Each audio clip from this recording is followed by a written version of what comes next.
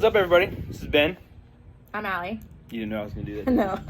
All right, your BFFs, your back fence farmers. So howdy.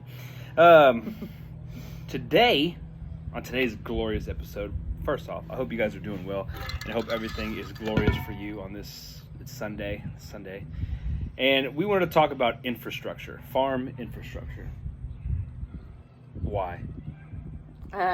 Because of hard lessons learned. Hard lessons learned, both financially and then metaphorically, if you will. And then also just when we look at time and look at all these things when you get into farming or raising animals and doing livestock or just even buying property. I think infrastructure is one of those things that we tend to take for granted, and we tend to kind of just think, hey, no, we'll figure it out. Let's go cheap this round, and then later on we're going to come back, and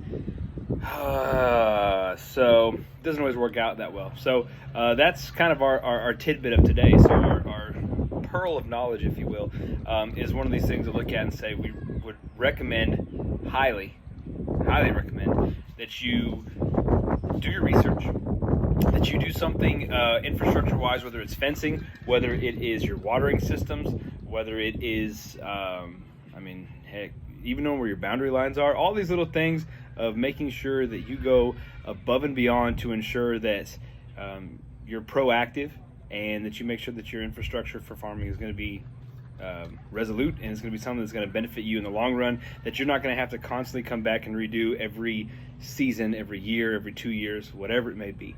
I'll let you shoot infrastructure wise. What do you think was our biggest mistake? Ooh, sounds good. Honestly, I do think our biggest mistake kind of went back to when we were building, and when we had to set up our septic. Yes. I really do think if we could have done it again, building from the ground up, our septic would be on our front yard. Like the sprinklers and stuff. We didn't realize how much it was going to limit us in our backyard and how far over, like when Ben ever does like a big span of the layout, our pigs can only go so far over before it hits the septic line. And that was something that, according to the plans, was correct. The engineer shifted it, wouldn't approve for us to go back once submitted to the city, and it just became a cluster. So we've really had to work backwards, and we're not able to utilize our land the best way. So we are having to make shift. Like we were actually talking earlier today about putting a fence in the front yard now, which we had never talked about doing before, so that as we do our pasture grazing with the chickens, not the cows, but the chickens, specifically our meat birds, we'll be able to bring that chicken tractor into the front yard, let them do what they need to do, but we still have that extra barrier of a fence in our front yard. And that's just something we had never planned on doing. Right. I think that like is from the beginning. Yeah, our septic issue, it's not really an issue. It's just one of those deals to where we don't want to screw up any of those lines. So, like from where we're sitting right now, if you were the camera, it'd be behind you. Our septic lines go back, and when they did the actual spot for our tank, it ended up being a spot that was different than where it was supposed to initially be. Not that big a deal, but our lines run straight back, and then they make a T in our pasture. So we've had to make sure that we keep our animals off of that. Tractors, we try to keep our tractors off of it, especially when during the drought, we wouldn't. Yeah, the ground was cracking pretty bad back there. The ground was cracking super bad, and so we were concerned that we were going to have to come and fill in. And so what we were doing is it limits where we can put our mobile barn. It limits where we can put our burn piles. It limits a lot of things. But then again, most people that probably just want land, they just want land, and they weren't thinking of having pasture grazing animals on our type of land.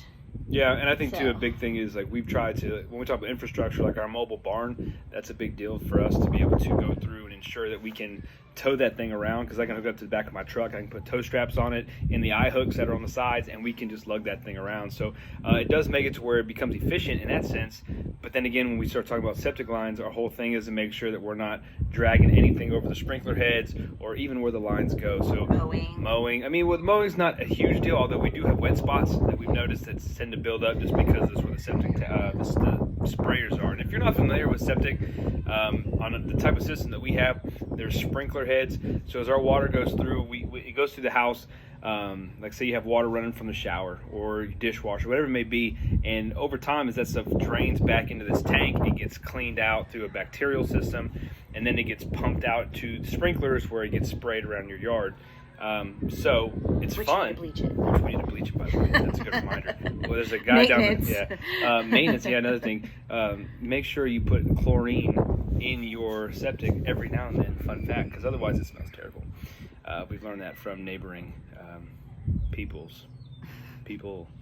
houses, I guess. But anyways, so the septic aspect is one. So your layout, I think, starting there, like how are you laying out your system, and then that's a big one for us. Initially, we thought that polywire electric fence was going to be the way to go, which it is. It is beneficial. You can move things around. You can create and simulate like predatorial pasture rotation patterns with that. So from that standpoint, it's awesome. But just trying to make sure you're keeping animals in who have no familiarity with a system like that, not good at all. Not good. We've chased one of the heifers we had in our OG3, we've mentioned, she ran straight through. I'd spent probably an hour setting this fence up. I was proud of it. I was excited to go. We were moving them like this is going to be awesome. And within 2 minutes, she had run straight through the fence, jumped over an actual fence, ran through like 2 or 3 pastures back. Immediate neighbor backyard. Their horses decided to chase her. Yeah, then the horses chased her, so she went back even further into a swamp, basically. And then we're running, and we had to run her down, and we ran her down into a fence, basically, where she tried to jump it. She was tired, gassed, hit that thing just head on, was dazed, and then from that point we were able to kind of corral her back. But totally screwed up the ideas that we had from an infrastructure standpoint. And she was one that was climbing through the poly wire. We had cheap barbed wire that had been left over from previous owners. It wasn't cheap. It was just old, but it was made for larger animals. And at the time, we had the what kind of goats? They're just like small goats. They would goats. get through them all the time. And then we had, they were made for large horses, and so that's one of those things where if you go with smaller animals, you have to be ready to do the welded wire, or even chicken wire. I think it just kind of depends. Or cattle panels if you have the money to do it. Yeah, cattle panels, but at the time it was more expensive. So we have learned that we've had some pretty good luck with our welded wire fencing.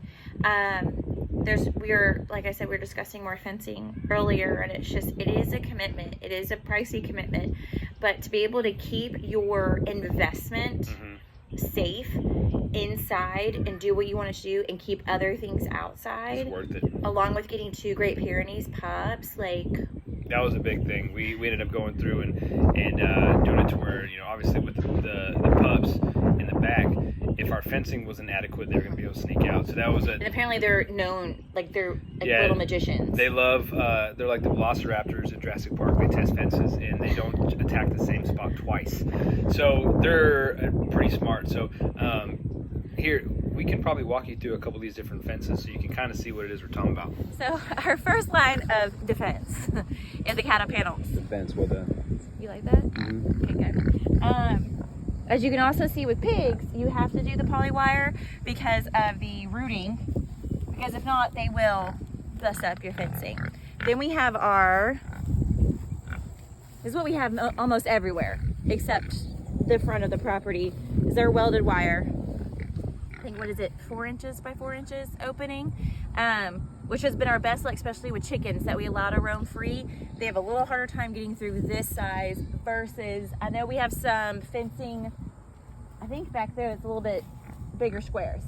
And then we'll take you towards the back to show you our next line. So our last bit of fencing we have it's not chicken fence, even though it surrounds our chickens. It's more for the dogs when it's on.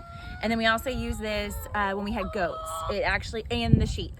It kept the sheep and goats in where we needed to them and other predators out. So this is the last type of fencing that we have here. Like I said, it's an investment, having property, doing fencing, and the appropriate infrastructure for your land. All right, so when we go through this, when we talk about infrastructure, I will say this and throw this out there too, is make sure it doesn't have to be perfect. I know a lot of times on Instagram and a lot of these things, they want to make it look nice, but I'll tell you this, most of the places that we've been to, it's more about purpose and function than it is actual, like, aesthetically pleasing. Now, if you have the money to do whatever, by all means, knock it out. My wife hates all this, because if you look, if you come over here and kind of see like what we've done to how to protect the chickens, eggs from the dogs, like we're getting 16, 17 eggs a day, but all because our dogs aren't eating the eggs. But we had to go through and rig some of this up using some old cattle pens. So, I mean, it doesn't have to be perfect by any means, but just do what you can, start where you are, and then build out from there. You can always improve it later on. So, from an infrastructure, I know we spent a lot of time talking about fence. This 22 star shed's probably one of the best investments we made. My wife found them on Facebook. It's awesome.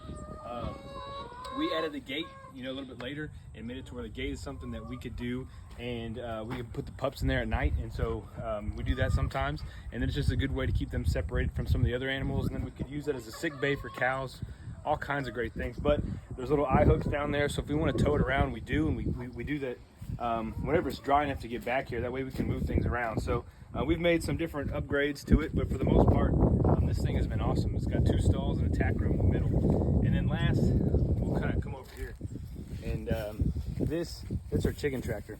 So that is for our meat birds. So we'll put those meat birds in there and make it to where it's we made it with some kind of leftover tools and leftover bits and pieces of wood, and so when we do our meat broilers, that is where they go. So that thing gets towed around again with more eye hooks. We put a little tow strap on it and just get to work. So again, kind of wrapping it up. Ooh, not last. This is last. Oh gosh. I know it's not pretty by any means. It looks almost like a ratchet crack house. But, it is a ratchet crack house. Yeah, it's a broken window idea, right? But when you look at it, this is where our hens like to go sometimes for protection from rain, and it's got a little roosting bar, and again, it's just kind of starting where you are. So those are little nesting boxes. We got to clean out some of the back where all the manure is, but for the most part, it's a simple, easy thing, and it just came from somebody who was looking to get rid of a playhouse, which I guarantee you're going to be able to find on Facebook Marketplace, and you could get them for cheap instead of going and buying this luxurious thing, which, believe me, some of these are pretty sweet, I'm not gonna lie. You could buy a really nice, like $2,500, $3,000 chicken coop that can move around, and you can watch TV in it and all these things. But this does a trick for us, and it's been great. So I would advise you start where you are, utilize your resources. I'll link up some of the places like 22 star sheds and the electric fencing that we use, and just kind of get you rolling. So give them a shot and try it out. But that's kind of part 1 of our infrastructure series on making sure that your farm is successful, or your property, whatever it is you want to call it, and making sure that you're good to go there. So I guess have a great rest of your day, and we'll see you next week.